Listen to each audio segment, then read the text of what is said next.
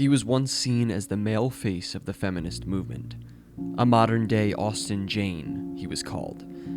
The 6'10" guy who lent them millions to donate to female charities, some of his commenters referred to him as. He was on top of the world. That is, until his past was uncovered.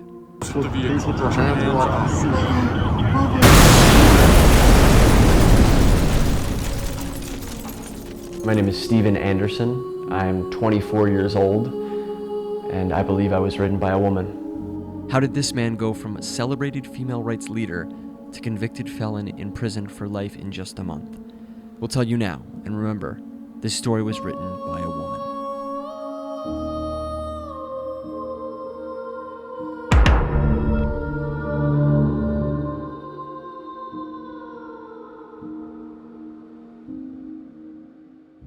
Our story starts on May 31st, 2024, when Steven Anderson first posted his documentary titled Written by a Woman, a Pick-Me Boy documentary. Just gotta say, I fucking love this for you guys. It's like a great vibe, Alright, cool, take care. Okay. Yeah. The documentary showed Steven engaging in female-forward acts and discussing his own experience as a man who was scientifically proven to be written by a woman. At the end of the documentary, which Steven noted that he did not have access to due to a collaborative choice from his creative partner, showed Steven arriving to a house and interacting with an unnamed woman who had written a script for Steven and forced him to watch back footage of himself from that day, an event that seemed to be routine for the two at this point. It was then that many viewers started to realize that Steven might actually be operating on a daily basis under a script from a woman who was trying to embarrass him and ruin his reputation. After the documentary was released, Steven quickly took to social media to promote his magnum opus, posting clips from the documentary as well as content of himself with his iconic "The Present is Female" shirt, a play on the words of "The future is female." The clips started to garner mild attention on social media. In some videos, you can even hear a female voice from behind the camera, which Steven often begged to stop just as the video was ending. No, I can't do this anymore, alright? I can't do it anymore. Is this ever gonna end? From the outside looking in, though, it seemed like good fun. Steven was standing up for what he believed in, getting attention and recognition for it. Steven was very active in his comments section as well, responding to positive and negative comments alike. He had trouble with the plural and singular tense of woman, as well as other grammatical errors, but many assumed it was an honest mistake, not that a woman was actually writing a script for him to embarrass himself as punishment for his troubled past. About 2 weeks into posting, the story began to take a darker turn. This video shows Steven trying to escape from what looks like a basement, where we now know he was being held captive for an entire month, forced by the previously shown woman to post all of these videos. After Steven tried to escape, you can even see his hands tied up in some videos. Steven tried to drop clues to get some sort of help. No danger at all. I am perfectly fine, and there's no one blackmailing me. From there, things began to escalate at a rapid pace. Steven descended into madness in the basement. Great time, and there's no need to worry, alright? Because I'm not even worried anymore. So, thank you so much, everybody. Had to play this character in public in even larger settings than before. Girl, are you the Statue of Liberty? Because how are you the picture of independence? I like that one. And even had a chip surgically entered into his brain, which made him into something of a monotone robotic feminist. It's assumed that the chip was inserted by this unnamed woman in an effort to fully control an otherwise non-obliging party in Steven Anderson. Prison doctors searched Steven's head for the chip, but it seems it was forcibly removed by him, although it is believed that the chip still has influence over him, rendering him unable to cause physical harm to others due to a mental block the chip created.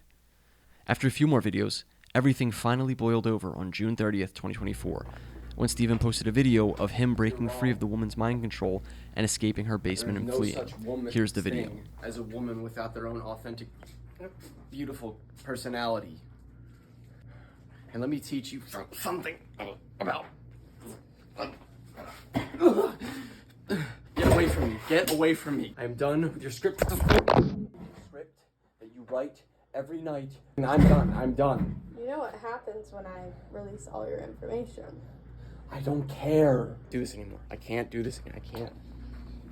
do this anymore. He went live on TikTok telling the truth about his situation. I don't want any pity. My name's Steven Anderson. They're blackmailing me with Essentially, crimes that I committed in the past. I was a completely different person in my past. I did bad things. I did really bad things. Before posting a storytime video that has garnered 1.6 million views on the app. At the end of the video, you can hear police approaching. And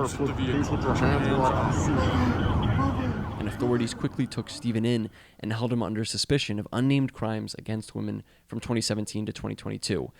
The same crimes they were tipped off about from, again, an unnamed woman. Many thought Stephen's social media posting would come to a screeching halt upon his arrest, but it seems Stephen had a plan in place in the event this scenario unfolded. His lawyer, Philbert Nantucket Binkle of Binkle and Binkle Law Practice, took over Stephen's account to provide updates on Stephen's situation, among other things. I just hopped off the phone with Stephen. I'm getting a quick update. He is in a holding cell right now. I think he was crying. Binkle was being paid $15 per question answered for Stephen's case, a fact he was not shy in sharing early and often with the audience. But after only 2 days of representation, Binkle walked away from the case in the courtroom, and the notorious Judge Schnitzel and her jury found Stephen Anderson unanimously guilty of the crimes he was brought in on. Stephen is now serving a life sentence in an undisclosed maximum security prison that also houses notorious criminals such as Joshathan Wank and Augustus the Vending Machine Collinsworth. It is reported that Stephen is mainly nonverbal now, only speaking when topics of female rights and feminist conjecture arise. He even has a reputation among prisoners of regularly coordinating women's marches and female health debates at the facility, which many of them have actually begun to show interest and engage in. You might be wondering, where did Stephen post all of these videos? While it was first believed to be on his own account, we've recently found out that Stephen actually hacked into an unknowing man named Stephen Konovich's social media accounts. Stephen Konovich is an actor who has been taking a social media hiatus since May 31st when the documentary was first posted. Anderson leveraged Konovich's existing audience to show his story to, and Konovich was none the wiser. We sat down in an interview with Stephen Konovich recently, who opted to not show his face or reveal his voice for safety purposes. Yeah, that's exactly right. I wanted to see if I could go a month without checking my social media out of just an effort of personal discipline, and also just to prepare for some upcoming acting roles. I was very surprised when I came back the other day to see all of the videos posted. I can understand why Anderson chose me, as we look so much alike and share the same first name, but I want to emphasize that I had absolutely nothing to do with this whole charade. I'm one of the victims here, There is no doubt that Anderson and Konovich look strikingly similar, but authorities were able to differentiate between them with the help of a large female gender sign which seems to have been branded on the left thigh of Stephen Anderson. Although Konovich asked us not to share his voice, here's a quick snippet in case you want to see what he sounds like. Hey guys, what's going on? As for the woman who wrote Stephen Anderson, there's been no sign of her in public for this entire month. There are a few conspiracy theories that seem to have a bit of weight to them in the public eye. Some believe Stephen coordinated the entire thing himself as a PR stunt. Others believe that this is not just one woman, but an organization who carried out this plot, and that they will strike again in the name of justice against guilty men. Some even believe that Philbert Binkle isn't a lawyer and took advantage of a floundering and desperate Anderson. By the way, if you haven't rated him out of 10 yet, please do so at binkleandbinkle.com. With all of that said, authorities are still very confident that it was this unnamed woman who carried out all of these actions. Police have requested this woman to step forward to discuss her role in the bringing of this criminal to justice. They want to emphasize that she is guilty of no crime and that they are simply requesting a discussion. So that's it.